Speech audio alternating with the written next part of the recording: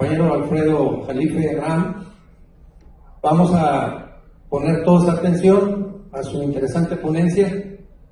El tiempo, como ustedes van a ver, se va a pasar muy rápido, pero ya nos pusimos afortunadamente de acuerdo con él para que tenga el tiempo suficiente para su exposición y al final poder llevar a cabo una serie de preguntas y respuestas. Entonces, sin más preámbulo, bienvenido y muchísimas gracias por tu participación en esta reunión. Bueno, pues me da gusto encontrarme con un partido que, por lo que vimos, les fue muy bien en la elección.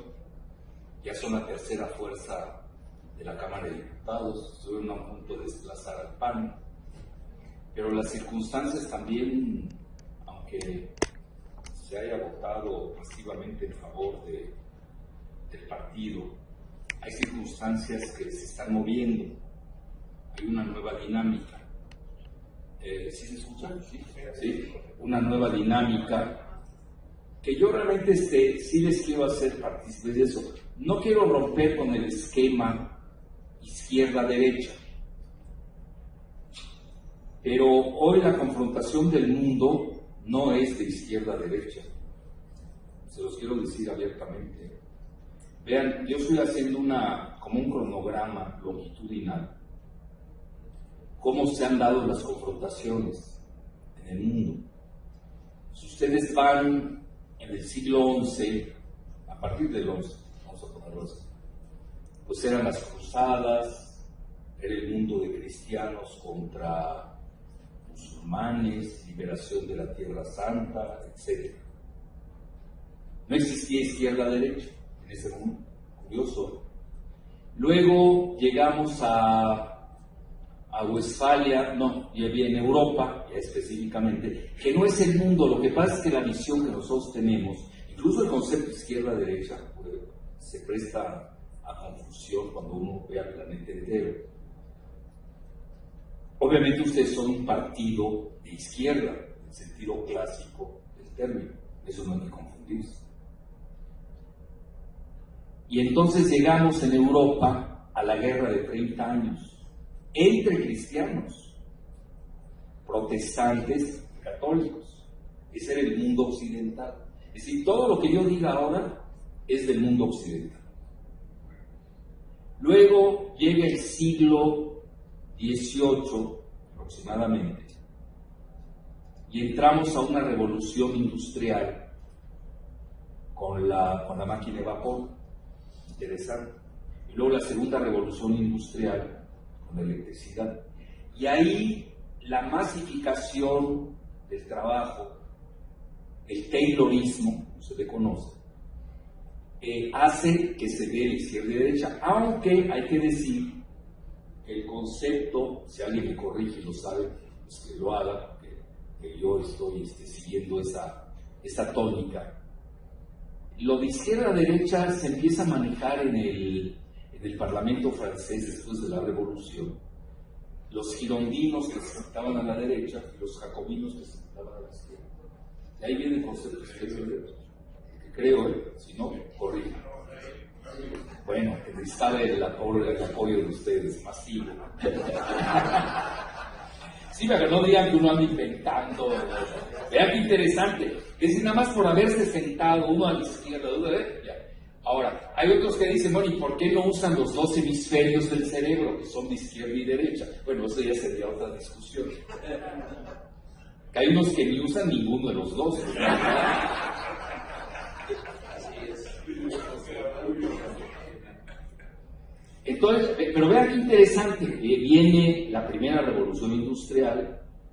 No es gratuito que en esta fase se dé un Carlos Marx, que curiosamente nace, yo he estado ahí incluso visitando la casa donde nació, en Treveris, porque me tocó dar hice un curso, me invitaron en la Universidad de Treveris, que es muy chistosa porque es pública, pero está llena de monjas. Es decir, conviven los católicos con la mentalidad pública. Lo que es que nosotros a veces transportamos nuestros ideales a otros lugares y no son así, no son aplicables. Cada lugar tiene su idiosincrasia, como nosotros tenemos la nuestra. Entonces, ahí viene precisamente esa fase. Carlos Marx, Engels, pues se tiene que dar, porque se da, yo no diría una confrontación, sino se da una dicotomía entre los obreros y los patrones. Vean qué interesante. Y ahí, obviamente, a la izquierda se le llama a los obreros, por extensión de la Revolución Francesa y el Parlamento francés, y a la derecha se le llama a los patrones. Y así hemos estado viviendo, con este concepto de izquierda y derecha, en la segunda revolución industrial, con la cuestión eléctrica, la tercera revolución industrial, que se da con el inicio cibernético, la cuestión satelital, los misiles, etcétera, el inicio de la computación. Es muy interesante, para que vean ustedes cómo los términos hay que empezarlos a manejar de otra manera. Bueno, llega, iba a decir Donaldo, no suena bien, llega Donald Trump, ¿no? Es que Donaldo suena, luego me va a regañar Reginaldo por el parecido acústico. Entonces llega Donald Trump y estamos ante una verdadera revolución que se da en medio de la cuarta revolución industrial. Que ustedes me preguntan, vean si es necesaria la dicotomía izquierda-derecha, pero a mí ya se me hace demasiado nostálgica, se los digo en serio. Yo creo que ya tenemos que entrar a la cuarta revolución, y ahí es donde tenemos que preguntarnos muchos dónde nos ubicamos en la cuarta transformación. Porque si no, vamos a seguir teniendo un lenguaje muy aldeano o muy del siglo XVII o XVIII, XIX, XX, dependiendo el caso, y nos olvidamos de la verdadera batalla que viene, que ya está en los próximos 5 años. Ya está, y ahí se va a dividir el mundo, y lo vamos a ver, ya lo estamos viviendo. Pero antes de entrar a esta nueva dicotomía que lo da la inteligencia artificial, eso hay que tener mucho cuidado con ello, el mundo se va a dividir, y eso lo dice el creador de Google, Eric Schmidt, entre los que manejan la inteligencia artificial en Estados Unidos y los que la manejan en China. Entonces estamos hablando de una nueva dicotomía. ¿Dónde queda el concepto izquierda-derecha? Cristiano, musulmán. Pero ahí les va, yo no digo que desaparezcan, fíjense qué interesante, porque nada de eso desaparece, ahí está, lo tenemos en nuestros archivos históricos, en nuestra memoria inalienable, etc. Se suman, pero ahí empiezan a entrar en crisis con esos conceptos ante una nueva modalidad que es la que va a determinar quién domina el mundo. Y nada más les cito al que hoy pues ya lo reconocen a los estrategas de Estados Unidos, menos los que no están actualizados, y hay muchos, es la gran mayoría. A veces hay cierto tipo de información que es del Olimpo, por desgracia, no se permea tan fácilmente. El zar Vladimir Putin fue a una escuela en Rusia y comentó que quien domine la inteligencia artificial dominará el mundo. Entonces hago yo la pregunta, antes que me la hagan ustedes, para reflexionar. ¿Y dónde quedaron nuestros conceptos? Izquierda-derecha, musulmán, cristiano, protestantes contra católicos, chiitas contra sunitas, obrero contra patrón. ¿Dónde queda eso? Por eso ustedes ven que todos están ustedes ven a Coparmex, los de Coparmex son de quinta, pero de quinta, no tienen ni idea del mundo. Bueno, ellos no nada más saben, no saben qué es la inteligencia artificial, sino que carecen de la natural. Eso es más grave.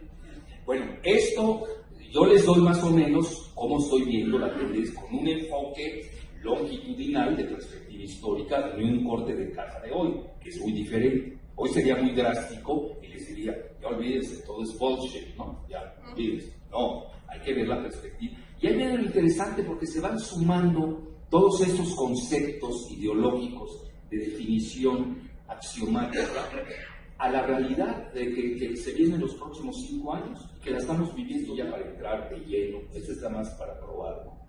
Calentar motores, para entrar de lleno a dónde se ubica México, lo poco que yo he leído de Andrés al respecto de la política exterior, que es a lo que vine, pero sí quiero dar cómo está el planeta. Y si no entendemos cómo está el planeta, pues vamos a cometer el mismo error del tren México-Querétaro, que a mi juicio esa es la caída de Peña. No se la perdonaron los vecinos del norte. ¿Cómo van a aceptar a China si están en guerra comercial con China? Y es la competencia del siglo XXI con China. Entonces, pero yo ahí hago 2 preguntas también simultáneas. ¿Dónde queda, si Vladimir Putin ve que la inteligencia artificial, que la domine, va a ser el controlador del mundo? Y no lo está diciendo cualquier persona, eso también hay que ubicarnos. Es decir, cada quien es su proporción. Además, les hago un paréntesis. Vean, acaba de salir un libro fenomenal que lo hace un escritor ruso que sabe mucho de materia militar. Y saca un libro donde demuestra que ya se acabó la supremacía militar de Estados Unidos. Entonces entérense, por favor. Ya no los apantalle el Pentágono. El Pentágono ya no juega solo.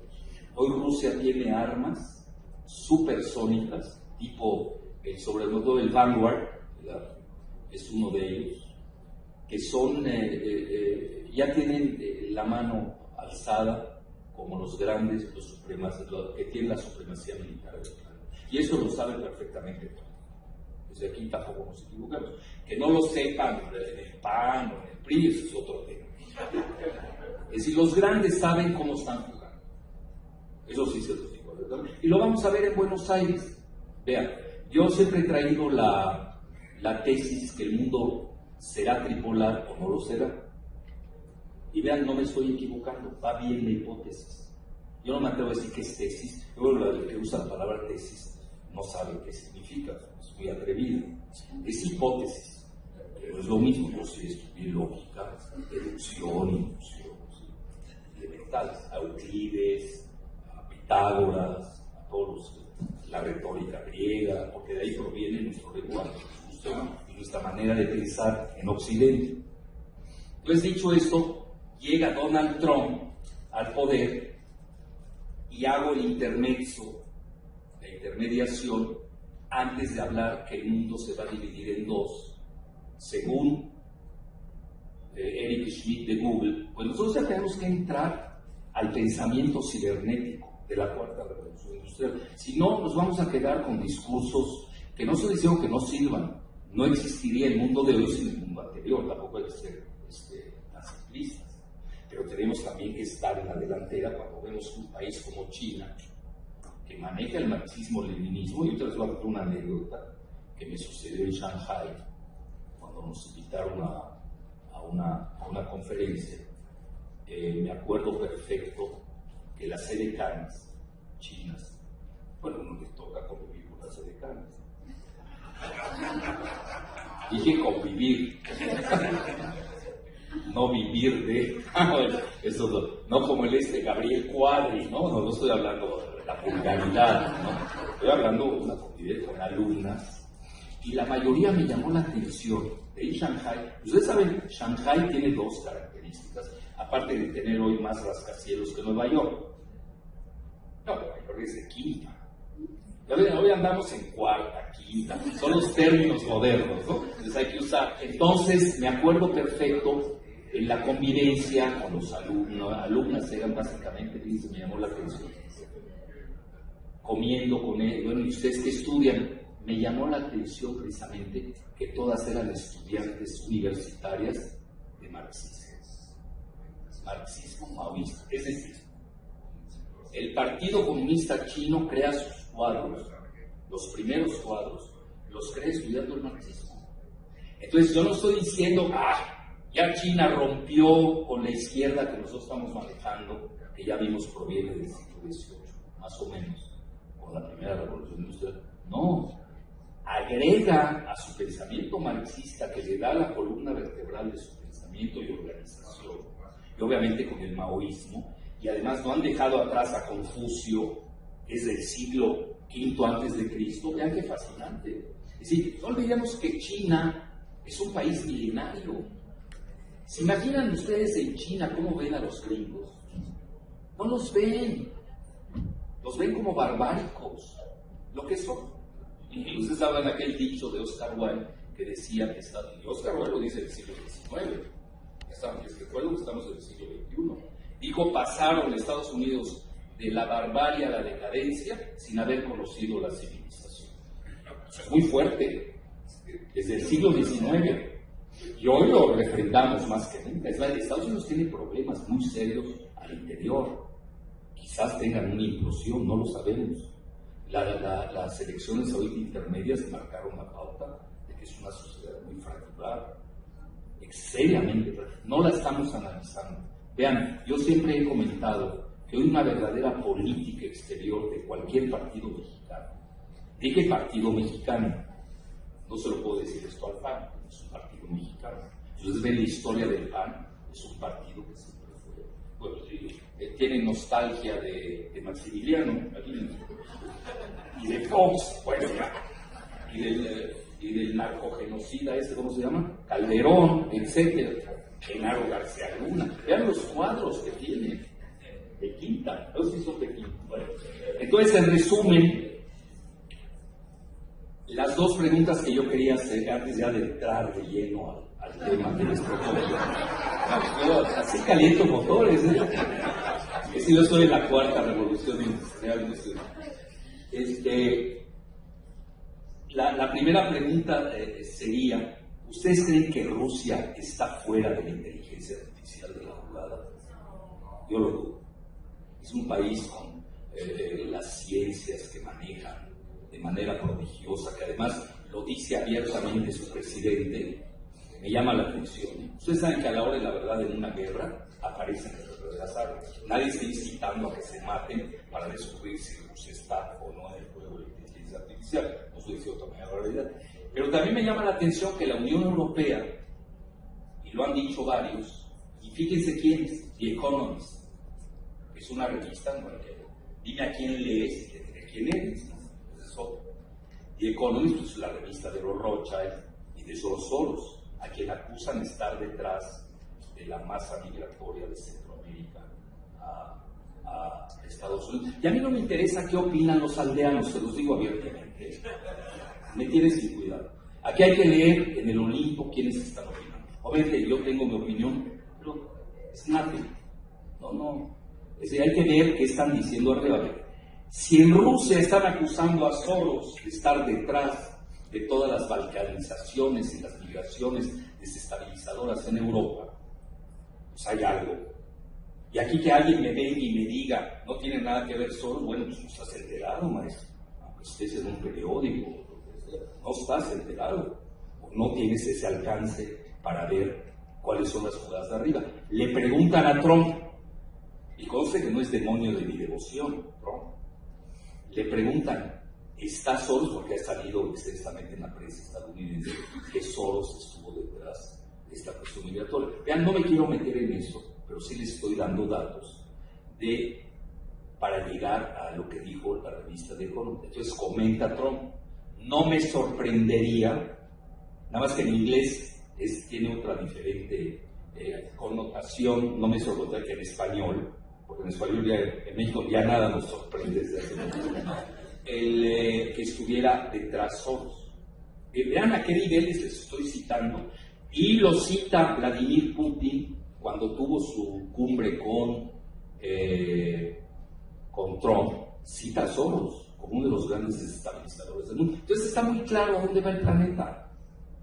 Es decir, Soros, se los adelanto, va a ser el gran perdedor.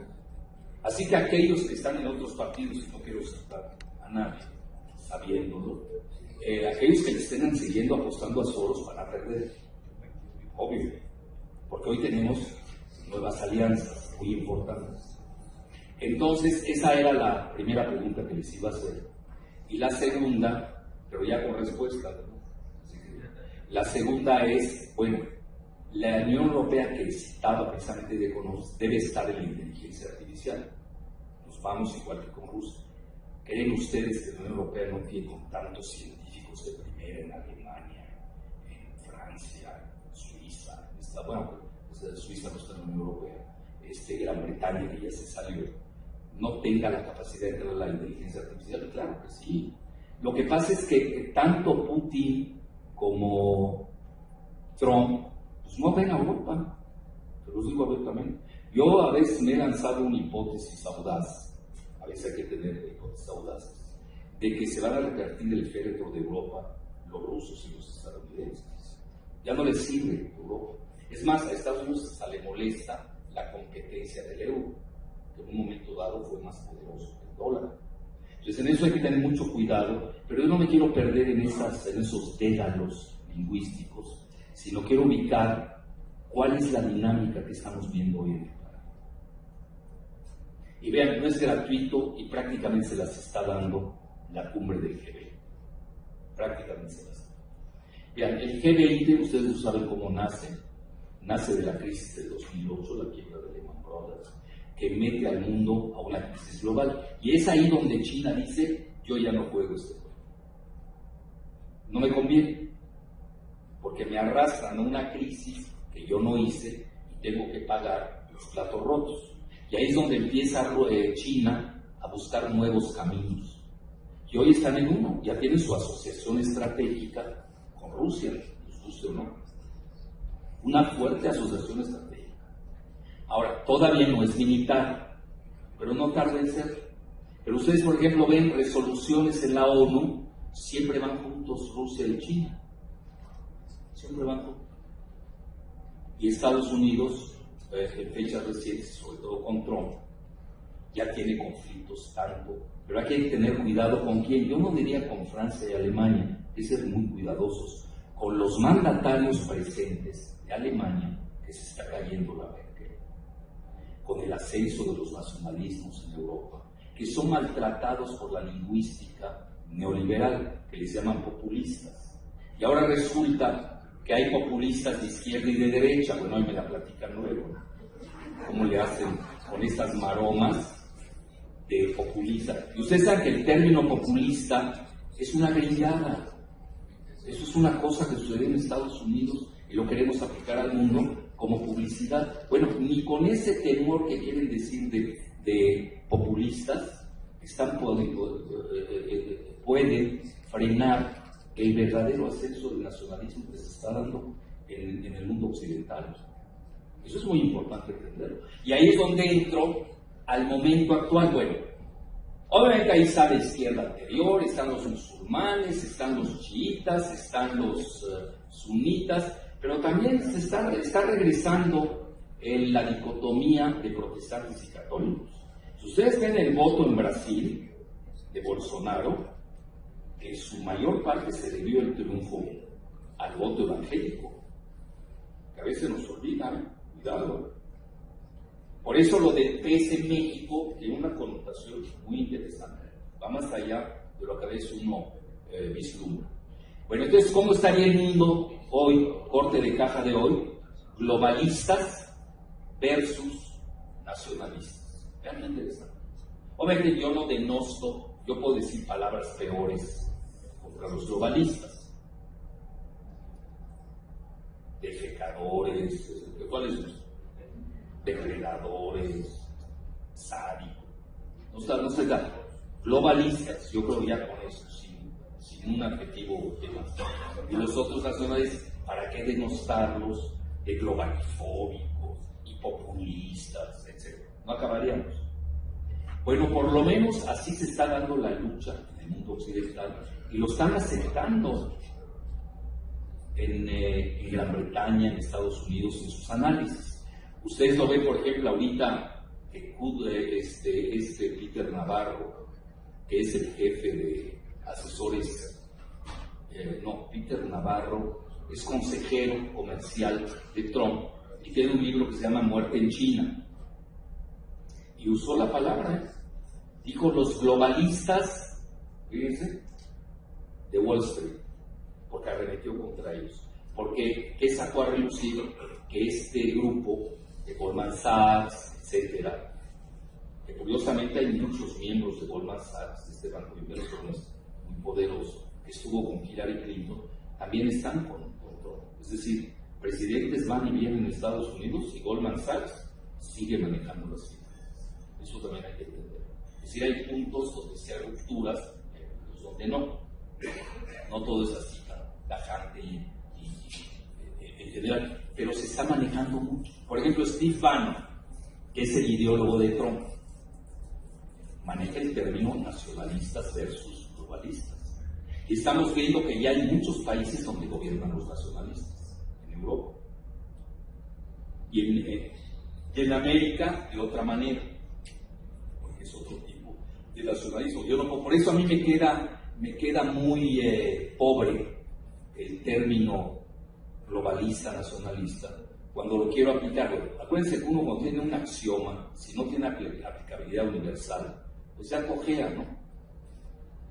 A ver, ¿cómo voy a decir que Bolsonaro practique el mismo nacionalista o populismo como indicia a Andrés Manuel, que es un nacionalista mexicano y también dicen que es populista? Vayan por los del PAN y van a ver qué les dicen.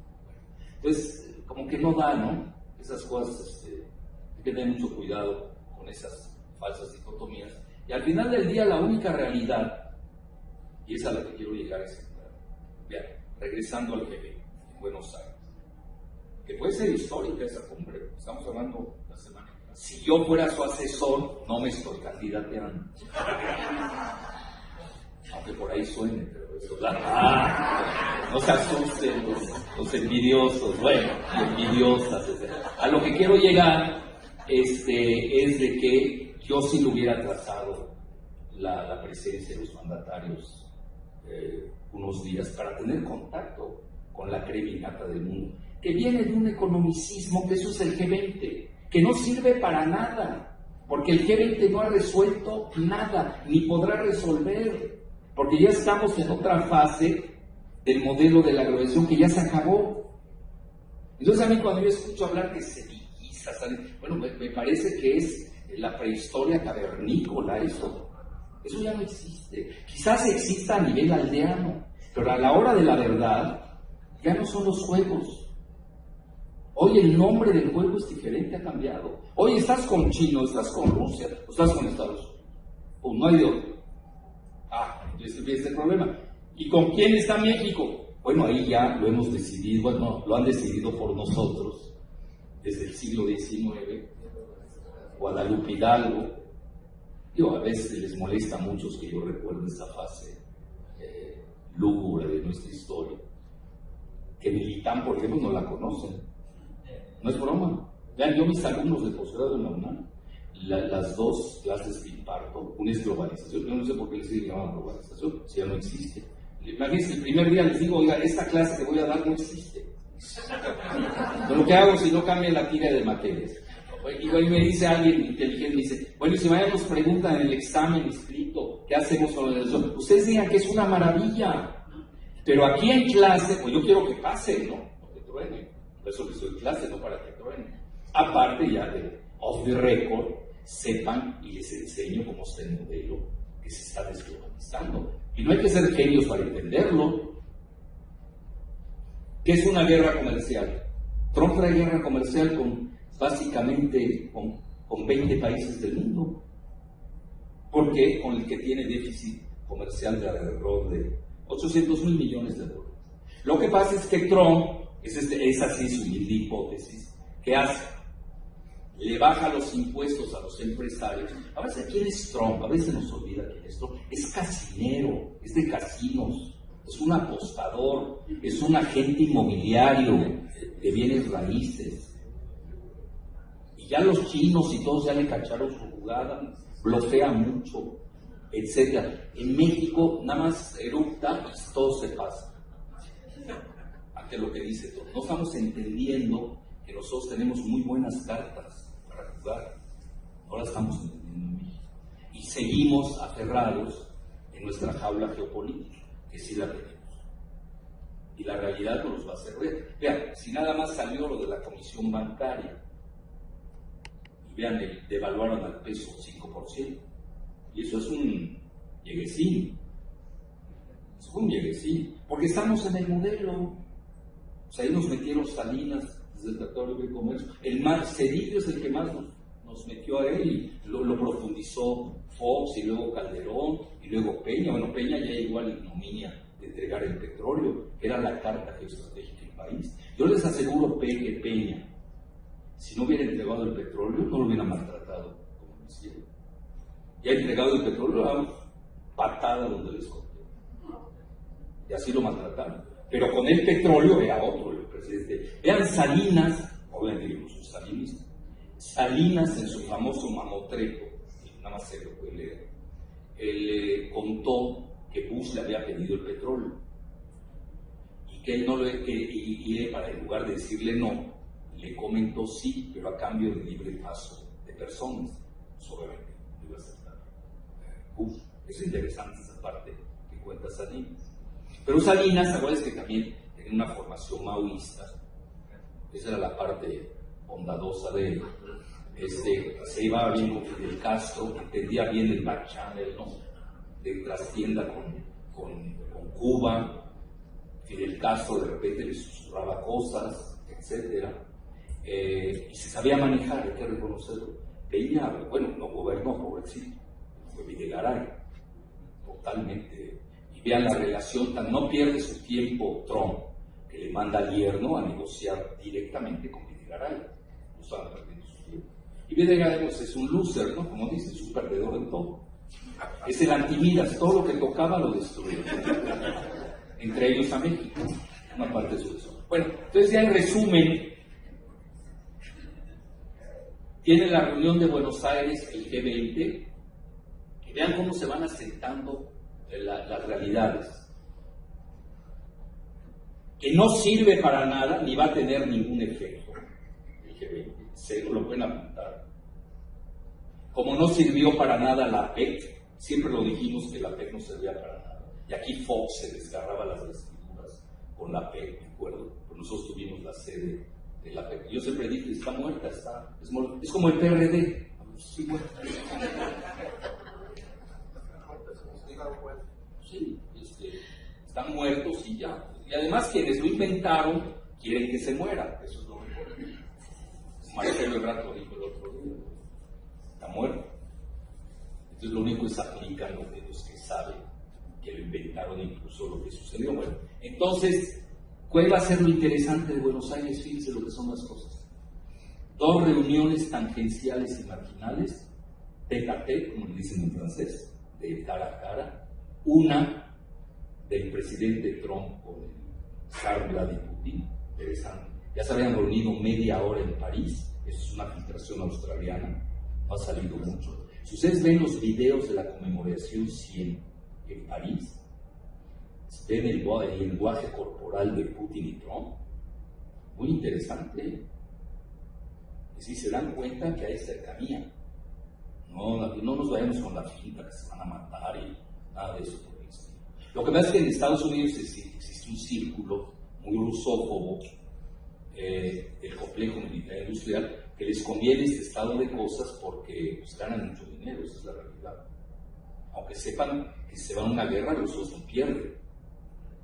Desaparece el género humano. Así de fácil. Entonces yo por eso a mis alumnos, como ustedes me preguntan, si pienso que va a haber una tercera guerra mundial, yo soy muy categórico en eso, les digo no. Bueno, van a decir ustedes por qué. Les digo, porque ni nos vamos a enterar.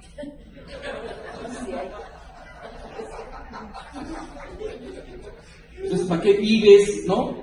Que se van a matar Rusia, se va a acabar el planeta, por favor. ¿Para qué te andas ahí flagelando si va a haber una guerra entre Rusia y Estados Unidos?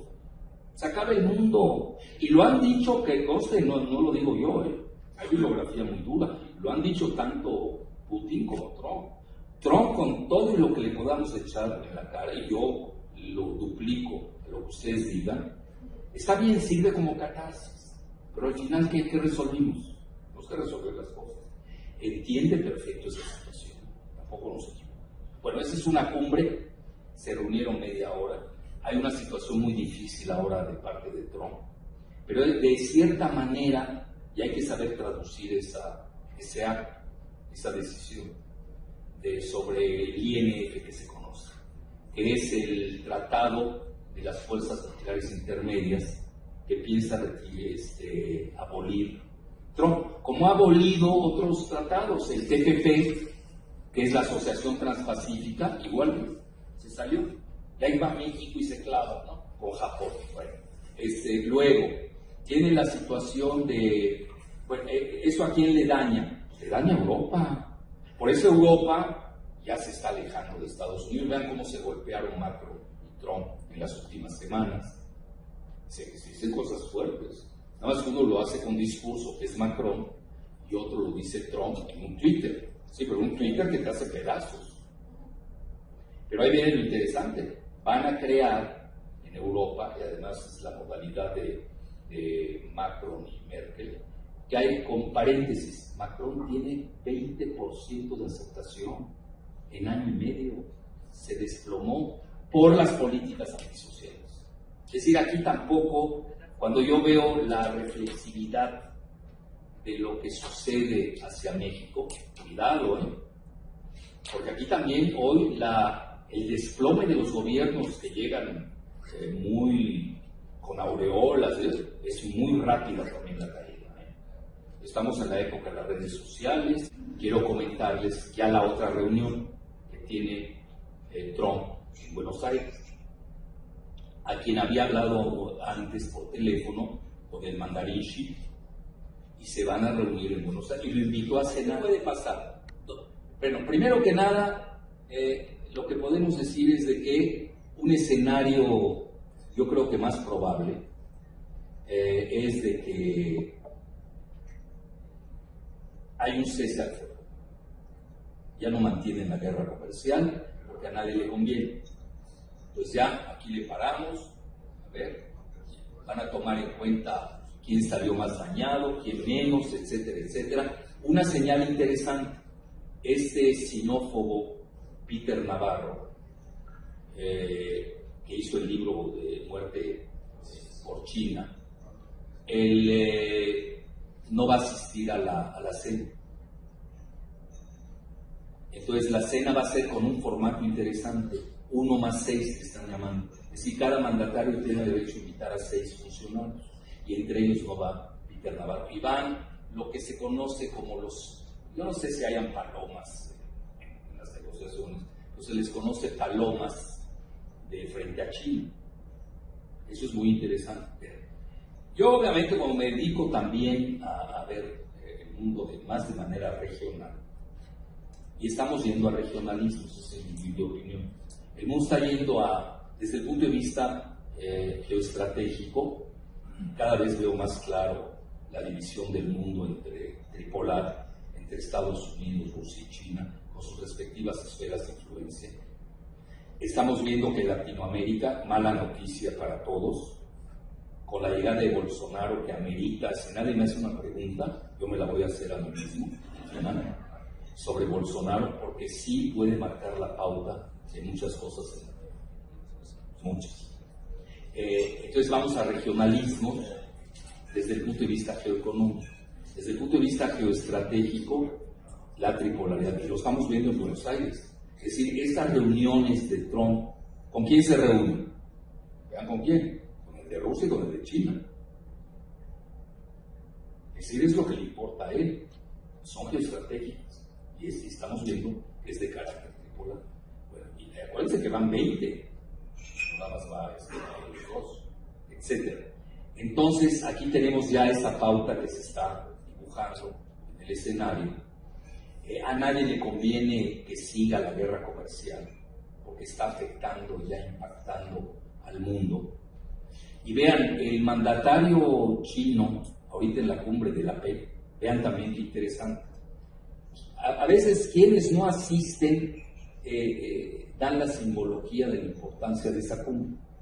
No fueron a la PEC ni Trump ni Putin. Y se agarraron el mandarín Xi como el vicepresidente de Estados Unidos, Mike Pence. Y el discurso, ustedes, les sugiero, lean el discurso de Xi, se lo sugiero. Se quitó los guantes, está listo a todo. Les dicen, estamos preparados a lo que quieren. ¿Quieren confrontación? Adelante. ¿Quieren cooperación? Adelante. Y ahí viene, ya casi con esto, ahora sí lo prometo. Es que yo hago muchas conclusiones, al final me canso y me caigo. Bueno, entonces, algo muy interesante. Y obviamente, como yo me dedico a leer por regiones, yo ya no tengo lectura, bueno, sí la leo por países, obviamente, pero yo últimamente, como estoy viendo el diseño del mundo, ya veo las regiones. Entonces, pues tengo que ver el Medio Oriente, me guste o no, y leo la prensa israelí. Y me voy con la sorpresa de la gran alianza de Netanyahu con China. Agárrense de la silla. Con China, de Netanyahu. Bueno, pero ¿quién es Netanyahu? Es el gran aliado de Trump, el gran aliado de Jared Kushner, su yerno, que es pupilo de Henry Kissinger, que son aliados de Sheldon Adelson, que es un casinero, nada más que este mega mafioso de Las Vegas, y tiene otro casino en Macao, China. Dice, bueno, Jalifa ahí anda viendo casinos. Oye, pues pregúntele al PAN y a Santiago Krill el significado de los casinos. No solamente los casinos, yo sigo todos los casinos, hay que ver quién es el propietario, qué se mueve adentro. Los casinos son fundamentales en los países donde se manejan. Bueno, en resumen, y me pongo a expulgar y exculcar y expurgar, vean toda la terminología, y me doy cuenta que China tiene ya 2 de 3 puertos de Israel. Interesante. 2 de 3 puertos, donde están los submarinos de Israel que tienen bombas atómicas, es decir, no vieron cualquier cosa. Y luego toda la obra de gran infraestructura la está haciendo China. Tren ligero, túneles del Monte Carmel, van a hacer otro tren bala desde Tel Aviv hasta el Mar Rojo. Entonces están viendo, bueno, ¿y por qué lo hace Netanyahu? Obviamente vean lo más fácil, yo soy pro-palestino, eso lo saben hasta los palestinos. Pero tengo que estar consciente de que AMLO está moviendo sus fichas acorde a los regionalismos, al orden geoestratégico, pero más que nada quiere que Israel sea parte de la ruta de la seda. Esa es la ruta, es el proyecto del siglo XXI. Estados Unidos no tiene proyecto. Vean qué importante. Aquellos que están soñando que nos van a construir el tren sísmico no tienen dinero, están quebrados. Vean lo que les comenté antes, que había bajado los impuestos a los empresarios de 35 a 15%. Oigan, están hablando de $1 trillón en inglés, o $1 billón en castizo. ¿De dónde los va a sacar cuando tienen ellos frenos presupuestarios muy duros? ¿De dónde va a salir? Ahí viene la guerra comercial. Ahí le trataron de sacar $800 millones a varios. México fue el primero en sucumbir. Vean, ¿para qué hablo del T-MS? Es atroz. Ya les dice lo que dice Televisa. Es atroz. Así dice Tamaños. Ahí les va, por rubro. En la cuestión automotriz, nada más que les recuerdo, ahorita estamos viendo la cuestión longitudinal de las revoluciones industriales. Los carros es de 1930. Aquí están enloquecidos con 1930 todavía. Ellos son nuestros negociadores del anterior Tratado de Libre Comercio, que no nos dieron ni transferencia de tecnología, que además se la han exigiendo Estados Unidos a China. Bueno, sucumbe el que se deja. Por eso Estados Unidos siempre hace tratados bilaterales. Sabe que aplasta al pobre que se le enfrenta. Con China no puede, porque China no es un país bananero. No estoy diciendo que México es un país bananero. El primer rubro, bueno, es de locos. Y vean todo lo que nos impusieron, ya para ustedes lo conocen mejor que yo, ese rubro automotriz, perdimos. Lo acepta hasta Kalach, que era uno de los negociadores de la cuarta. Imagínense un negociador que estaba en el cuarto de junto y que le daba órdenes a Videgaray y a Guajardo, o Fajardo, ¿cómo se llama? Fajardo, es lo más tonto que he visto yo en mi vida para mí. Es que ellos no negocian, van y reciben órdenes, que es lo más grave. Ese rubro. El otro rubro, agroalimentario, vapuleado. Y ahí viene el peor y es el que más me duele. Por eso nosotros yo eso le digo aquí al profesor Anaya, ustedes deberían ser, porque a veces nos ven así, esos medievales, alguien de cueva, y no es cierto. Tienen que saber que estamos en tónica con el pensamiento, por lo menos el chino, ¿no? Que tiene como fundamento el marxismo, pero está en la modernidad, está en la tecnología. Y entonces ahí, ¿qué quiero decir? Y esta es la propuesta, profesor. Exhortar a Andrés Manuel a crear una secretaría, una supersecretaría de ciencia, tecnología, desarrollo e innovación. Si no, vamos a estar fuera de la jugada. No vamos a estar. El CONACYT yo creo que viene desde López Portillo, si no me equivoco, y vivió sus mejores tiempos, lo hizo. Tiene mucho, hizo bien cosas, pero no está en la innovación. Es decir, le falta ese brinco. Entonces, esa debe ser una supersecretaría que precisamente nos coloque en el siglo XXI. Si no, vamos a seguir siendo dependientes de este T-M, que ahí les voy a decir la parte ya geopolítica, que es la que más entiendo yo. Pero, ¿qué es lo que más me dolió en ese rubro? Aplicaron los mismos preceptos de la Asociación Transpacífico, el TPP, que Trump rechazó, pero lo agarraron toditito lo que había en servicios, en todo lo que tiene que ver con Internet, patentes, marcas, propiedad intelectual, íntegro, donde nos hacen papilla, es decir, nos sacan de la jugada del siglo XXI. Eso es gravísimo. Va más allá que el petróleo. Oye, nosotros fuimos combatientes en pro del petróleo, ahí está en contra, pero ya se entregó. Ahora, ¿cómo lo regresas? ¿Cómo lo regresas? No es fácil. Cuando Estados Unidos, precisamente el arma de Estados Unidos, si quieren esto lo dejo ya para una pregunta ulterior, su arma es la integración energética de Norteamérica, en donde entra el juego del gas esquisto, el shale gas. Ustedes saben, tenemos mucho gas esquisto en el noreste del país. El problema es que con el fracking, que yo les llamo fucking por razones obvias, usan mucha agua y ahí se da la famosa fracturación hidráulica. Querían desviar el río Pánuco, el Bronco y su gente, para llevar precisamente el shale gas. Además que ustedes conjugan, México es la cuarta potencia en shale gas del planeta. La primera es China, la segunda Argentina, la tercera creo que Estados Unidos, luego viene México peleándose ese lugar con Estados Unidos y con Canadá. Pero ustedes unen la parte del shale gas de Texas, Oklahoma, con el noreste de México, ustedes hablan de la tercera potencia mundial. Y para Estados Unidos es seguridad nacional. Y lo tienen en su rubro que se llama integración energética. Oigan bien los términos, de Norteamérica. Todo un concepto itamita. Nada menos que Robert Pastor, yerno de Robert McNamara, hizo un libro sobre el concepto de Norteamérica en el ITAM, vean dónde. Y ahora que presenté un libro aquí en el Politécnico, aunque no lo crean, fueron alumnos del ITAM a llevarme. Yo no estaba enterado, pero sí sabía que eran de Norteamérica. Tanto Videgaray como mí, ese era su proyecto. Pero sin mexicanos.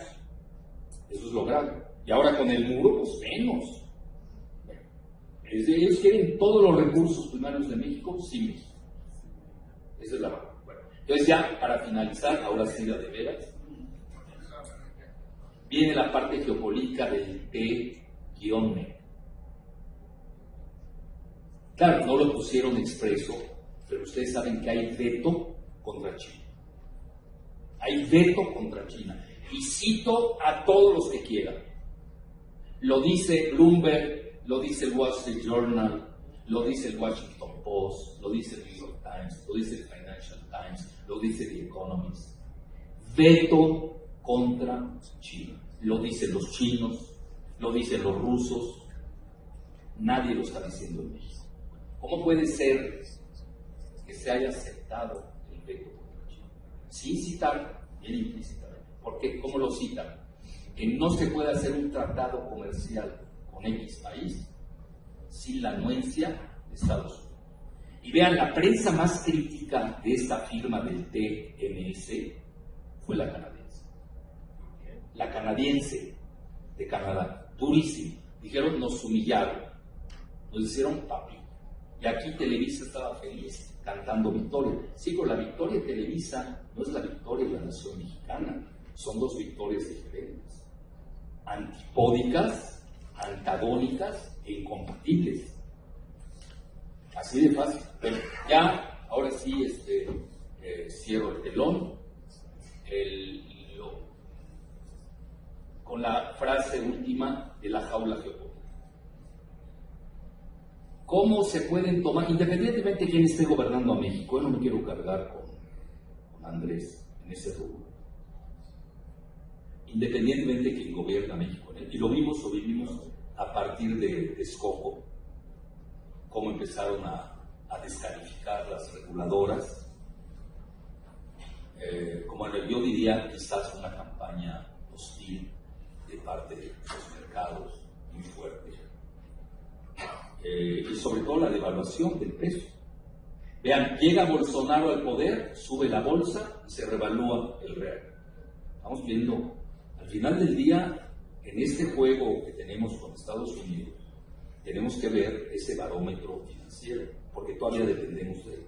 Es decir, no somos autárquicos, es una palabra muy de los economistas, no somos autosuficientes, y además nos entregamos demasiado.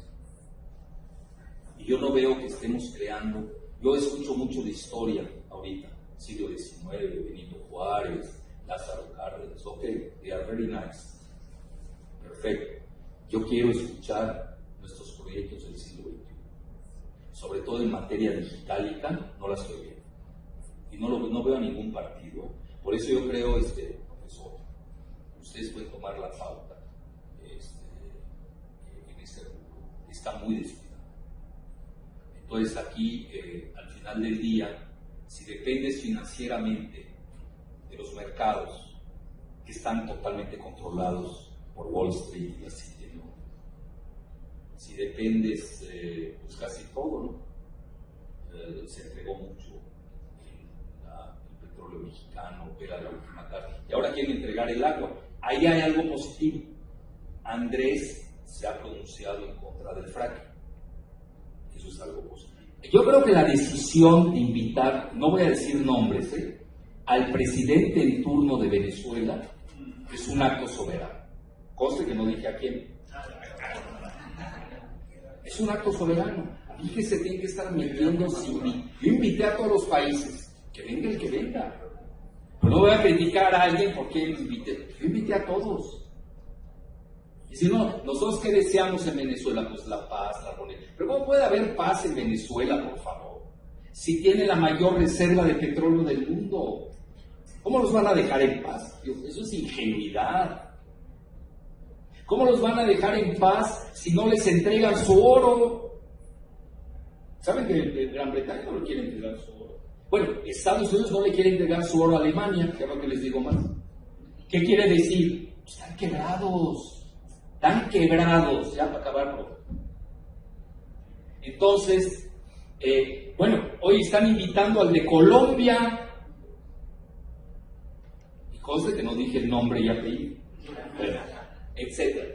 Es decir, yo creo que ahí eso es un acto soberano, es muy importante, y hay que festejar. Lo que yo no festejo es el timing. Se pudo haber hecho unos días más allá, pues para que vinieran los grandes del planeta. Entonces, en resumen, por lo poco que he escuchado, que ha expresado Andrés, la autodeterminación de los pueblos, pues, maravilloso, es de contra. Cada país tiene su manera de decidir su destino, todo eso yo creo que va en el camino correcto. El problema no es ese, el problema es que estamos en la jaula geopolítica, que no es fácil salirse. Y con esto concluyo, muy amables.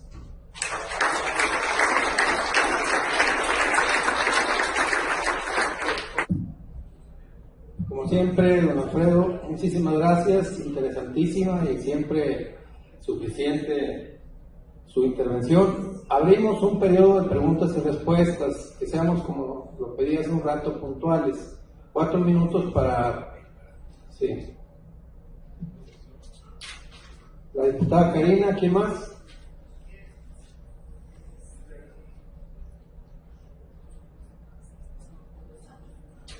A la diputada vamos a empezar con ella, a ver si es más señor. Bueno, gracias, buenas tardes a todos. En lugar de pregunta es decirle que me quitó la depresión que tenía de las ponencias atrás. Tienes razón, yo igual, ¿eh? Como sabía que yo iba a hablar, se me fue la depresión previa. Es un trabajo que se hizo muy arduo en la Cuarta Transformación y que escuchemos una discusión de años atrás y que no tengamos esa decisión de avanzar, pues me deprimió. Ya escucharlo me da nuevamente empuje para salir adelante. Gracias. A ver, compañero. Buenas tardes a todos. Para preguntar de qué forma se podría llevar la Cuarta Transformación, porque yo entiendo que está hablando a partir de constituciones 1812, 1857, 1917, entonces estaremos planeando alguna cuarta nueva constitución, o a qué nos referimos con una cuarta transformación, y qué tan importante es una nueva constitución en un mundo globalizado o en un mundo con este contexto tripartita.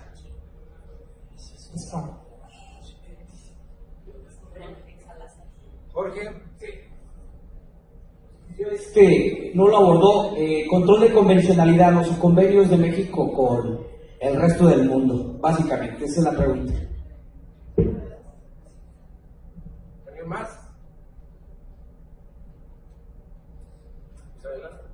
Bueno, ¿cuál es eso? El que funcione, no es el que no funcione. El del PRD. Bueno, ya vino José Narro, ¿no?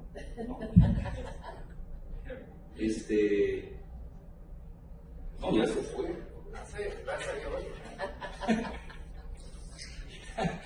Oigan, ya antes de, no estoy haciendo publicidad, pero ya lo presentaremos aquí en marzo. Este es mi reciente libro, se llama El desorden global en la era post-Estados Unidos. Es real, hay un desorden global. Macron lo dijo abiertamente, tiene razón en su diagnóstico. En lo que yo creo que no tuvo razón, porque ahí sí se lanzó muy fuerte, eso no lo debía haber dicho, porque Europa no está para esos juegos. Le declara prácticamente que el ejército que tiene que hacer Europa unificado es contra Estados Unidos. ¿Oyeron bien? Rusia y China los van a perder, los van a aplastar. Entonces, yo lo presento el domingo, ahorita en la FIL de Guadalajara, en la tarde. Aquellos que estén por Guadalajara o los afiliados del PT, si van, ahí los invitamos. Bueno, la primera, miren, la cuarta razón la ha definido Andrés. Ahora, otros interpretamos, tenemos una hermenéutica de lo que quiso decir Andrés, y otros se dan hasta el lujo de corregir lo que dijo Andrés. Ya estamos con la época de Marx el joven o Marx el viejo, ¿no? Y no acabamos. Él lo ha definido, yo creo que lo dijo muy bien. Para él la cuarta transformación es un acto revolucionario. Yo así lo interpreto. Oye, estás hablando de la independencia, la reforma, y luego la tercera, ¿cuál es? La revolución mexicana. Oye, no estás jugando. Nada más que la independencia, eso hay que contárselo a Andrés. La buena es que a él le encanta la historia. A él le encanta la historia, sobre todo la del siglo XIX. La de 1910, la tercera, ¿no? Y esa, pero ahí va. ¿Cómo se hizo? Se luchó, pero había otra coyuntura mundial. Era la lucha de Europa de España contra Gran Bretaña. No hay que perder tampoco la coyuntura. La segunda, la de la reforma, igual. intervención europea, Maximiliano, etc. Ya conocen ustedes mejor que yo. También hubieron gente que fusilaron. No estoy incitando, porque mañana van a acusar de feminicida potencial, ¿no? Acosador de Rosario Robles, de la feminista por antonomasia, etc. No hay nada de eso, estamos hablando. Es decir, no estoy viendo actos de fusilamiento en el sentido transmutado de la lingüística. No, que mate. Andrés no mata una mosca, hombre. Esa es la persona menos vengativa y que mande matar a alguien. Yo realmente no le conozco esa faceta. Hay que reconocerlo también. Entonces ahí está. La Revolución Mexicana, 1910. 2 millones de muertos. Ahora, sería genial, fíjense, hablando como pejista, que se dé la cuarta transformación con una revolución, con todo el programa, sin una gota de sangre. Pero hoy la sangre corre de otra manera, ya no corre como en la primera transformación, en la segunda. Hoy la sangre es la bolsa de valores, te despedazan. Hoy, a ver, les hago un escenario. Devalúan el peso a 30. Se acabó el sexenio. Se acabó el sexenio. No nos hagamos ilusión.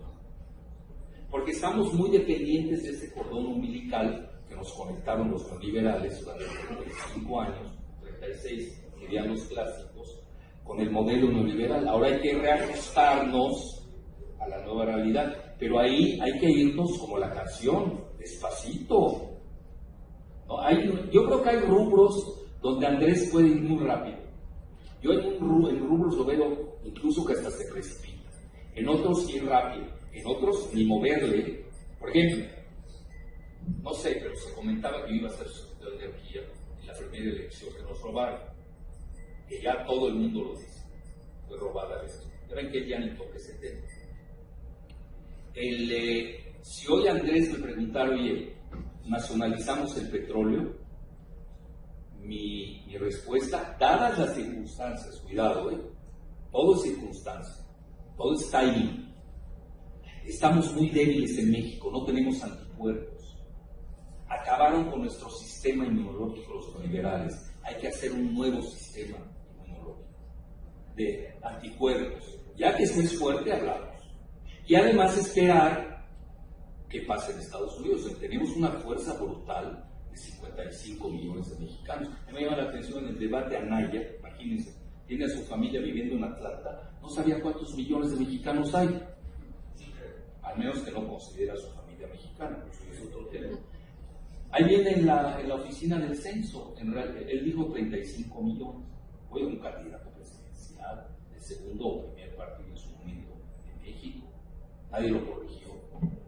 Y en la oficina del censo vienen 45. Sí, ¿y dónde están los 11 millones de ilegales? Así le van a decir al censo, sí, anótame, ¿no? Para que mañana me expulses. Pues hay que tener mucho cuidado con esas cifras. Pero hoy yo insisto mucho en ese rubro. Hoy una política de un partido respetable mexicano tiene que ser transfronteriza. Tenemos que tomar en cuenta a nuestros hermanos hermanas mexicanas y hermanos mexicanos allende. Y además, vean, hoy está dejando más que el petróleo las remesas. ¿Alguien se ha preguntado por qué? Porque California ya es la quinta economía mundial si fuera país. Tiene mayores ingresos que Gran Bretaña. El dinero corre en serio en California. Pues obviamente ahí viene gran parte de las remesas, etcétera. Y van a crecer más y más. Entonces, una política la tenemos que ver así, de un partido todavía mexicano que piense en esta entidad, tiene que ser transfronteriza. Entonces, ya regresando a esa cuarta transformación, pues sería genial que se hiciera sin una gota de sangre, que la bolsa de valores no nos toque, porque hoy los sangrados y las hemorragias se las pegan con una devaluación. Vean el patriotismo de los neoliberales del ITAM en Banjico. Ya renunciaron más de 200, o 500, ya no sé cuántos. Comisión Nacional Bancaria, 250 renunciaron. En Banjico renunció ya el segundo, porque no le gusta el salario de 100,000 pesos. Pues ganan más en la IP, ¿no? Etcétera. Entonces, todo eso lo tenemos que estar viendo, no es fácil. Yo creo que Andrés tiene su voto duro de siempre lo ha tenido. Pero yo creo que ya el triunfo habría que analizarlo con mayor metodología. Yo, si ustedes me preguntan, yo creo que sí, sobre todo los millennials, los jóvenes. Los millennials ya no querían saber nada de esta juego, y además lo que se les daba en el futuro pues no era muy halagüeño que se diga. Bueno, ahí tienen ustedes. Entonces, no hay que perder de vista esto. Yo hablaría mucho de la ritmicidad multivectorial que tiene un presidente, el que estuviera en el poder. Y más que nada, no dejar de pensar en la jaula geopolítica. Bueno, ¿a qué quiero llegar? Hay que saber, si estás vetando en un tratado MEC a China sin citarla, vean, nadie es más pro-chino que yo, soy un mega chino, por favor. Me encanta la selección china, todo lo que sea. Si me mandan de embajador, no digo que no. No me estoy candidato. Aquí llevan 2, ¿no? Pues se la van a llevar a 3. No me disgustaría, pero tengo que saber que tengo limitantes. No sé si me estoy explicando. Es decir, tengo limitantes de la jaula geopolítica. Al menos que se arreglen Trump y Xi. Que ahí no va a haber arreglo. Ahí lo que va a haber es un cese al fuego. Se van a marcar sus esferas de influencia. Y hasta la próxima batalla, en caso de que se reelija Trump. Que vean, no hay que equivocarse. En esta elección intermedia, Trump salió muy fuerte. No nos vayamos con la fractura del voto popular. El voto popular es real en Estados Unidos. 10% de la población tiene mayoría, el Partido Demócrata en 10% de la población. Sí, pero ese es el voto popular. A nivel del voto electoral, no va así. Vean, el Partido Demócrata arrasó en la Cámara de Representantes, sobre todo las feministas, y es un partido femenino, el Partido Demócrata. Vean qué interesante. De minorías, multicultural, tiene 2 mujeres musulmanas, tiene un gobernador gay. No es la agenda del Partido Republicano. El Partido Republicano ganan los senadores republicanos, se los está olvidando, que son los que aprueban las nominaciones o nombramientos del Ejecutivo de los jueces. Entonces van a tener ustedes allí una trifecta rarísima en Estados Unidos, una Cámara de Representantes, un poder legislativo dividido entre Cámara de Representantes y Senado. Hay que estudiar bien esto. Porque si nosotros no estudiamos bien cómo está Estados Unidos, no vamos a entender también nuestro devenir. Vean, no les estoy diciendo vamos a estudiar el sistema electoral de Belice y de Guatemala, que son nuestros vecinos. A ver, ¿quién los conoce? No es que le tengamos animadversión o desprecio, no. Nos hemos vuelto muy dependientes de Estados Unidos, pero también es nuestra fuerza. Nosotros tenemos 2 fuerzas en Estados Unidos que no hemos sabido aprovechar, sobre todo con los migrantes, y yo lo he manejado mucho. Que yo, además de los manejo de migrantes, para mí son refugiados económicos. Así como hay refugiados políticos, hay refugiados económicos. No hay libertad económica en México, que no les dio el modelo neoliberal, pues se fueron a refugiar a donde hay cierta libertad económica. También los conceptos son importantes. Entonces, ¿cuáles son? La cultura. La cultura mexicana es muy fuerte. Se come a la gringa, me van a y ya les vamos a ganar esta batalla. Y la otra, la fuerza biológica azteca.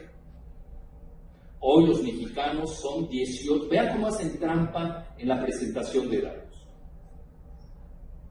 Les dicen hispanics. Bueno, la palabra hispanics es horrorosa.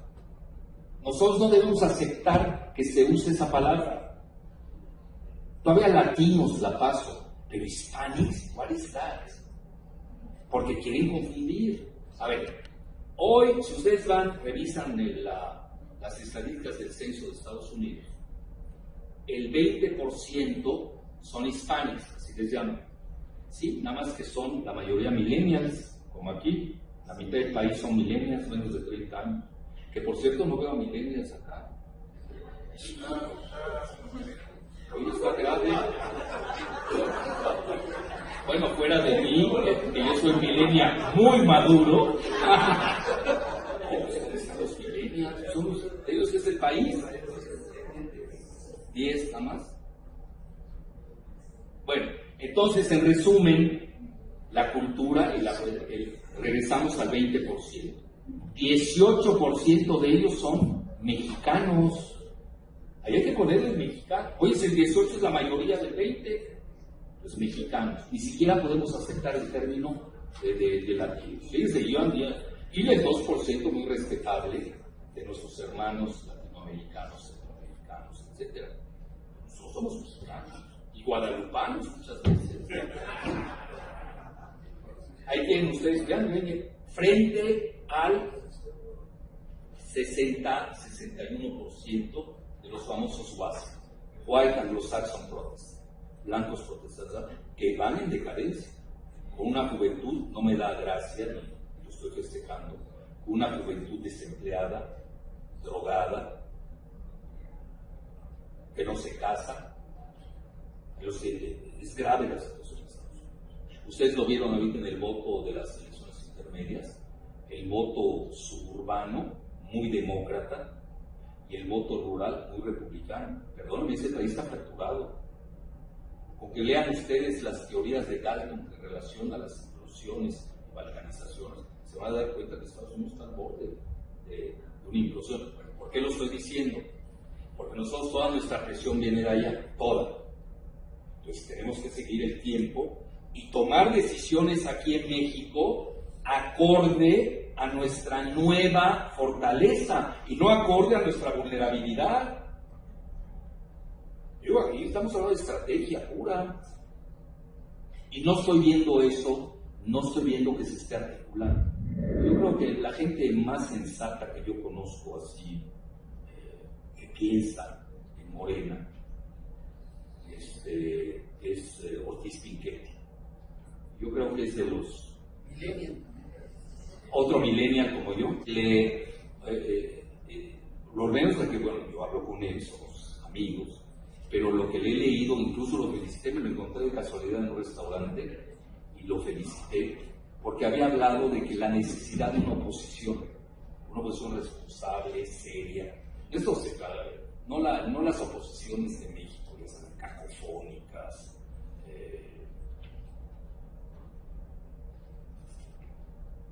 injuriosas, ¿no? Son una oposición, programas, ¿no? Etc. Sí se requiere, porque no podemos seguir analizando las elecciones en México sin ver el ritmo tan rápido de los eventos que nos comen. Estamos en la era digital, por favor, y seguimos pensando en términos del siglo XVIII, con características del siglo XX, y ya estamos en el XXI, donde hoy el voto es electrónico, etc. Pero también se va muy rápido. Vean, el fenómeno Macron es muy ilustrativo. Llega, nadie lo conocía, gana de acuerdo a las circunstancias, y el mismo Trump se burla de él. Le dice, no tienes aceptación en tu país, con el 20%. Es decir, ya no tiene legitimidad. ¿Vieron la manifestación multitudinaria del domingo, que les llaman de Gilets jaunes, los chalecos amarillos? Cuidado, es un nuevo movimiento que está surgiendo, etc. Entonces yo creo que ahí, fíjate todo lo que has dado lugar, Miriam, por tu cuarta transformación. Y luego, por último, todos los convenios de México. En eso, bueno, depende de qué tipo de convenios, políticos, comerciales. Yo los comerciales los veo vigentes, no veo que los muevan. El ala, lo que pasa es que Andrés, bueno, es lo que he detectado, me pueden corregir, cada quien tiene su prisma de análisis, depende de dónde te colocas, la luz, muchas variables. Yo desde donde lo veo tiene a 2 vicepresidentes, tiene a nivel financiero económico a Poncho Romo. Bueno, pero hizo bien, ahí fue inteligente, tampoco, no queremos una fuga de capitales, tampoco, no tenemos la capacidad ahorita, pues si no, ahí sí nos vamos a volver a Venezuela, Pero a Venezuela la están asfixiando, la están liquidando. Oiga, no hay medicinas porque no dejan que lleguen las medicinas. Nada más ya les dije cuál es el gran defecto de Venezuela. Tiene mucha riqueza petrolera, tiene metales raros, ¿cómo les llaman? Earth Rare Metals, ¿no? Torio se llama, ¿no? Famoso torio. Y también tiene mucho oro. A ver, ¿cómo te van a invadir, por favor? Vean la Ilíada, ahí viene, nada más te cambian el nombre y ya, ahí van a tener. ¿Por qué tomaron Troya? Igual está programado para que se lleven a Venezuela.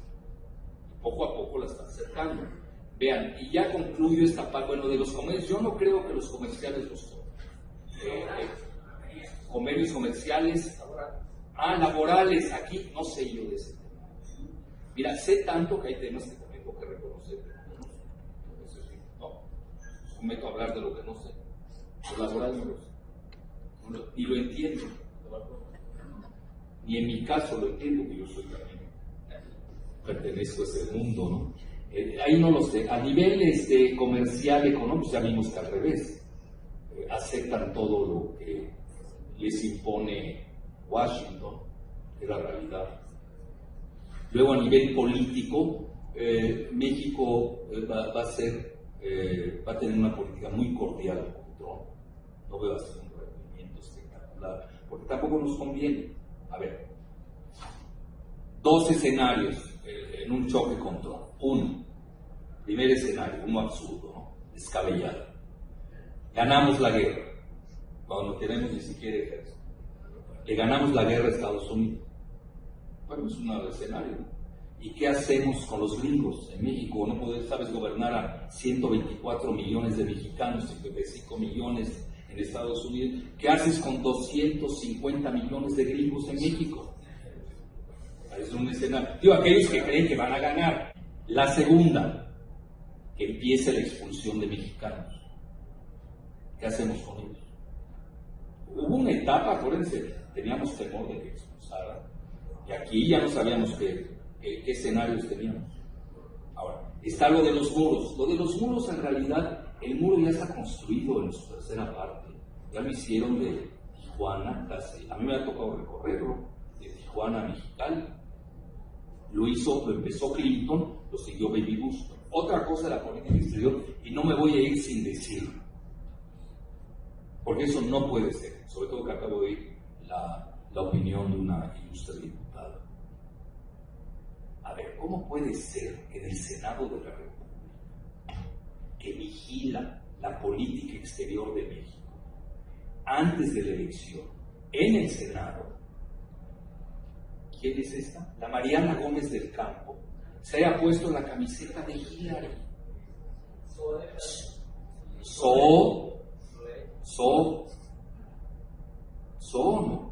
¿O doble O?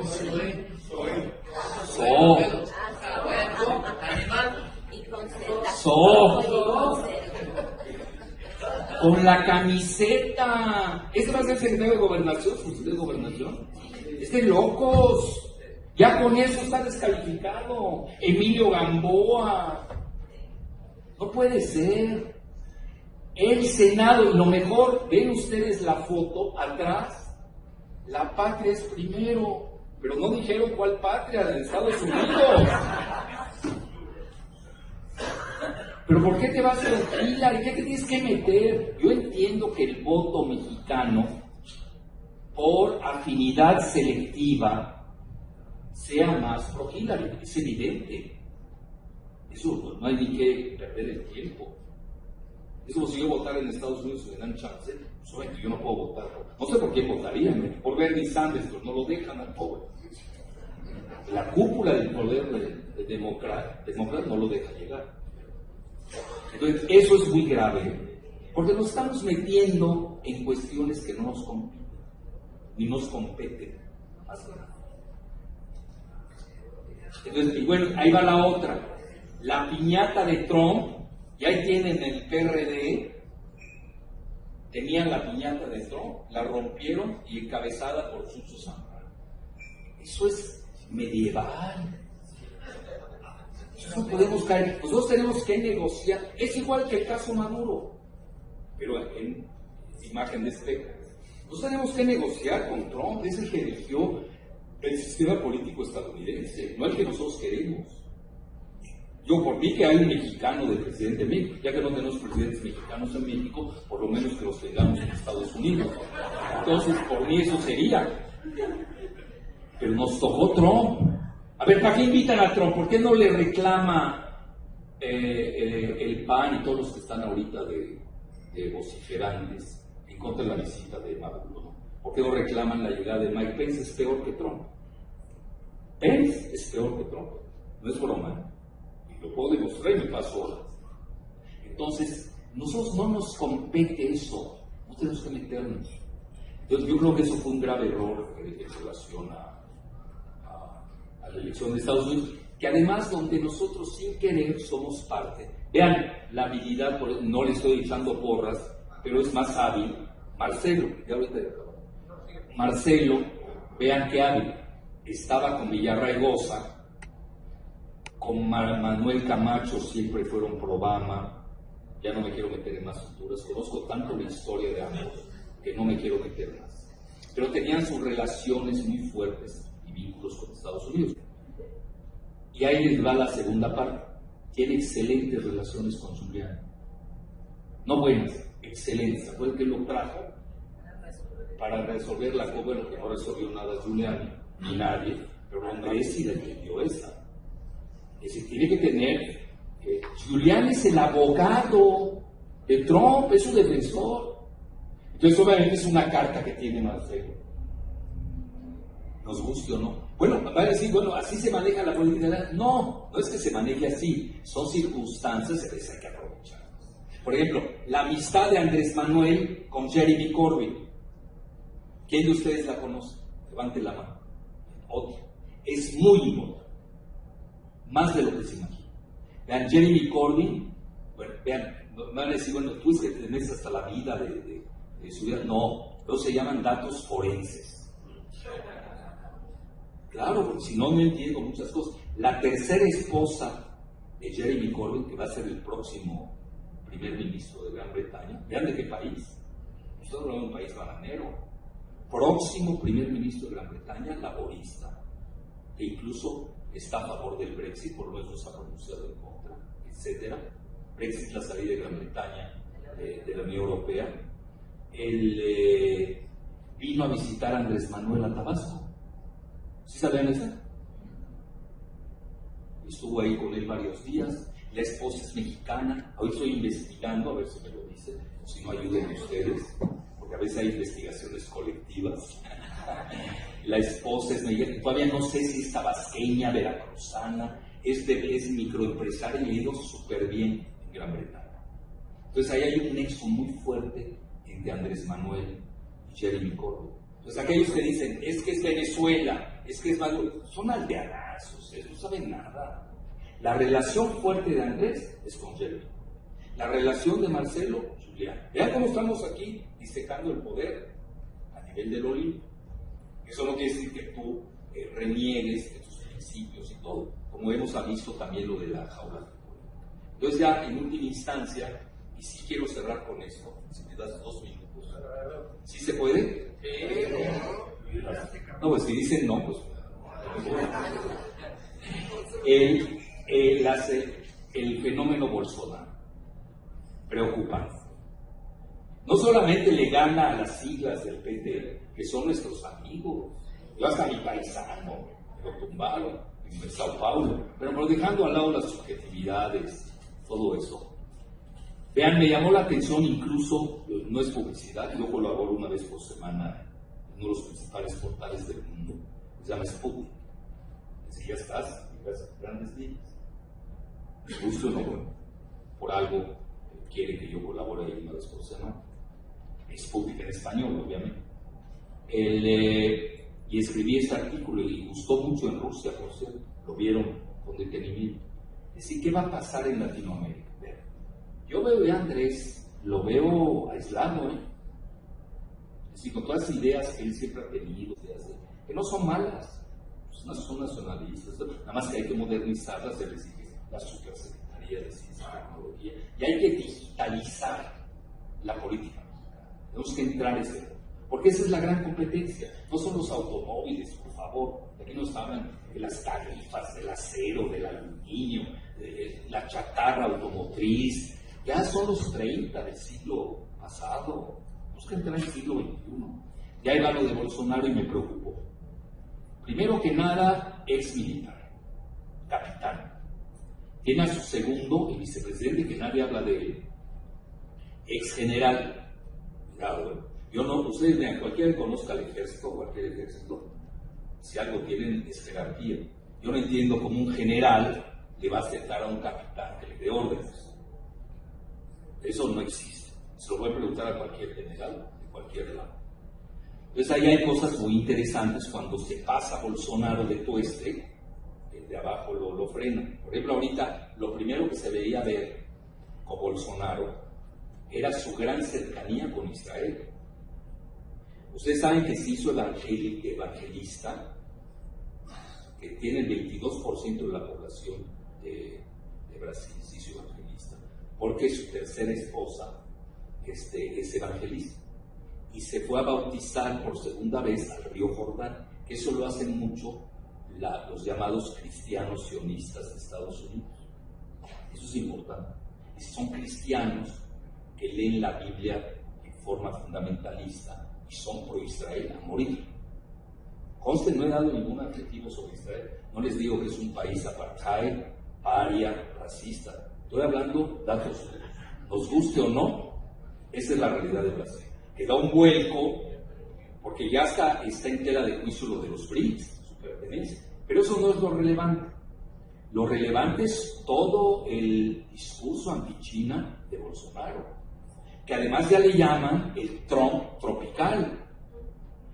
Ustedes saben que Steve Bannon, el ideólogo del nacionalismo supremacista WASP de los Estados Unidos, estuvo antes de las elecciones con Bolsonaro. Entonces hay una gran alianza entre Bolsonaro y Trump. Eso es una realidad. Ahora, no es cualquier país Brasil. Brasil es el principal país de Latinoamérica. Tiene más de 200 millones de habitantes. Es la octava economía mundial y eso que está en recesión. Y obviamente lo que haga Brasil marca la pauta mínimo de Sudamérica. Vean ustedes todos cómo se están cayendo, toda la llamada vieja izquierda, ¿no? La que estamos aquí elaborando en Latinoamérica. Todo. Rafael Correa está a punto de entregar, ya traicionó, perdón, Lenín Moreno ya traicionó a Rafael Correa, lo quiere incluso perseguir, y va a entregar a Julian Assange. Yo les doy la secuencia. Lo sacan de la embajada, pues arréglatelas. Lo agarra Scotland Yard, y el Scotland Yard se lo entrega a Estados Unidos para que lo asesine. Ya está preparado hasta el juicio en los Estados Unidos. Contra Assange por traición, por haber librado secretos de seguridad nacional. Entonces ese es el momento que estamos viendo, y más grave aún. Ya se notó con la llegada del juez Moro al poder que sí fue un golpe militar, judicial y legislativo en contra de Lula, del PT y de Dilma Rousseff. Eso es importante entenderlo. Estamos hablando de golpe, claro que ya no son golpes burdos a la antigüita, con una persona que además se ha manifestado a favor de la dictadura militar de Brasil, etc. Y ahí viene la parte nodal. Vean, todo esto que les dije de Bolsonaro, olvídenlo. Ahí viene lo principal. Claro, no lo dejen de lado. Escribe un exalmirante de Estados Unidos en el portal Bloomberg. No digo Bloomberg, lo digo portal, no hay otra manera de leerlo. El James Stavridis, con Stavridis. Lo voy a buscar en Sputnik, googlean Bolsonaro, Jalife, Sputnik, y ahí les brinca. Viene exalmirante, ex comandante de la OTAN. Vean de quién estamos hablando. Vinculado al Council of Foreign Relations, que es el que marca la pauta de la política internacional de Estados Unidos, y vinculado al grupo de Kissinger Associates, que además tiene un grupo legal muy poderoso, y vinculado al grupo Carlyle. era el grupo que estuvo muy de moda con Bush y de toda esa. Es decir, estás hablando de alguien muy poderoso, ¿no? Porque además él fue, en su origen también fue, además de militar, estudió en la Fletcher School of Law de Diplomacy, sabe mucho de leyes. Entonces son de los militares que son preciados en el Olimpo. Y saca un artículo, feliz con el triunfo de Bolsonaro. Y comenta cosas puntuales como las siguientes, nada más les voy a citar las principales, y esa es la parte 1. Ahora, alguien me va a brincar ahí y me lo va a ligar a la Guardia Nacional. No lo sé, yo ni entiendo si es Guardia Nacional, porque además, Guardia Nacional en Estados Unidos tiene otro significado del que acabo de escuchar en los medios mexicanos. Cuidado, Andrés en eso es muy vivo, ¿eh? Si algo tiene Andrés es ser un gran político, sobre todo a nivel mexicano. Eso sí, conoce bien al país, conoce a los personajes y juega en él. Pero a mí lo que me preocupa no es eso.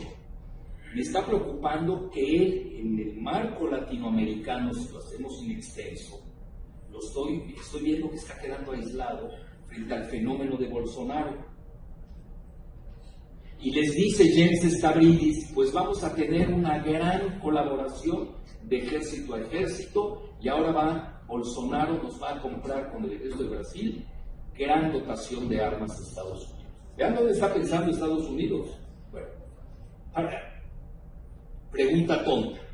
Para que Bolsonaro compre esa gran dotación de armas modernas de Estados Unidos, o los van a tener escondidas en una bodega, o las van a usar. Digo, a mí no me van con cuentos. Si tú compras armas es para algo, sino para que las compres. Luego, feliz Stavridis de que ya venga un oleaje de conservador en toda Sudamérica. Nada más queda Bolivia. Vean toda Sudamérica. Y Venezuela. Y contra Venezuela, ya ven toda la gente que cree Trump, cercarlo al máximo. Y ahí pesa mucho Brasil. ¿No? ¿Con quién creen que se va a ir Bolsonaro? Es obvio. Se va a ir con Trump, todo lo que le marque la pauta, Mike Pence o Trump van a estar. Entonces, no veo, más que jaula geopolítica que la tenemos con Estados Unidos, cuando volteamos a ver hacia el sur, sí veo que muchas de las ideas de Andrés pueden quedar congeladas. Las veo aisladas en el marco latinoamericano. ¿Cómo? Bueno, la pérdida de liderazgo latinoamericano, hace mucho que se perdió. Pero más que nada, sí veo que Bolsonaro puede ser la nueva carta que va a jugar Trump para su proyecto latinoamericano. Y por eso, tenemos, bueno, yo todavía esto de los centroamericanos de México, falta por entender qué está pasando. Acuérdense que se da en el marco de la elección de Estados Unidos. Si nos ponemos a ver a fondo, le benefició a Trump. Ustedes vean cómo andaban los sondeos antes de la llegada de los centroamericanos. Lo que pasa es que le contrajugó a Soros. Acuérdense que Trump y Soros pertenecen a dos mundos diferentes. Yo he llegado a hacer esquemas, por eso a veces sí sirve ver la política israelí, y lo puedo demostrar con datos. Y me dice que los rusos y los chinos me la compran. En México hay teorías de conspiración. No saben. Ustedes, yo en un ignorante, sale y dice esas cosas. Está muy claro cómo se está jugando en el mundo. Arriba, en el Olimpo. Por un lado tienen a Soros, a la banca Rothschild, claro. Los Clinton, Obama, y se ha sumado los Bush, porque no quieren a Trump, con la CIA. Por eso ustedes ven, por ejemplo, en relación al príncipe saudita, que si es el autor o no intelectual del asesinato del periodista Khashoggi. Yo acabo de estar en Turquía, acabo de estar en Estambul, regresé a tiempo. Créanme que me enteré de muchas cosas, pero ahí cuando ven ustedes que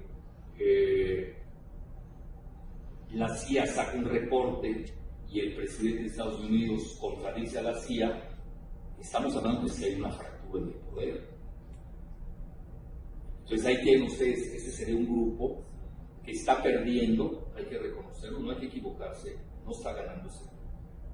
Y enfrente tienen a otro sector, fíjense, muy interesante, Trump, su yerno Jared Kushner, que es talmúdico, tiene a Sheldon Adelson, que es el de los casinos de Las Vegas, y tienen a Henry Kissinger y a los Rockefeller. Está muy claro ese esquema. Entonces, si hay una fractura incluso en ese mundo capitalista, porque Trump es capitalista, será nacionalista o globalista o lo que sea, al final él es capitalista, además que son diferentes capitalismos. El capitalismo de Trump es un capitalismo de infraestructura, hay que reconocerlo. Él está infraestructura que no tiene Estados Unidos. Fíjense qué interesante. Mientras el capitalismo de los demócratas previos era especulativo, desde que Wall Street cooptó y captó a Bill Clinton. Entonces todo eso lo estamos viendo muy claro en Latinoamérica cuando nos vamos a cuestiones específicas. Y obviamente hay traslapes, pero ya con Bolsonaro no hay traslapes, ¿eh? Con Bolsonaro está claro que ellos están con Trump y están con Netanyahu. Los hijos de Bolsonaro, sin el menor rubor, y lo sacó Sputnik, los sacan en una fotografía que traen camisetas del Mossad, ¿escucharon bien de quién? Del Mossad y del ejército israelí. Es el IDF, Israeli Defense Forces. Ahí ven una. Entonces, otra, no solamente está ganando Trump en Latinoamérica. Cuidado, no estamos viendo la penetración israelí, que está más fuerte que nosotros, muy fuerte. Y eso merece toda una conferencia. Muchas gracias. Bien, agradecemos con un aplauso más fuerte, compañeros, por favor, la ponencia. Y como siempre, agradecemos esta magnífica intervención de Alfredo.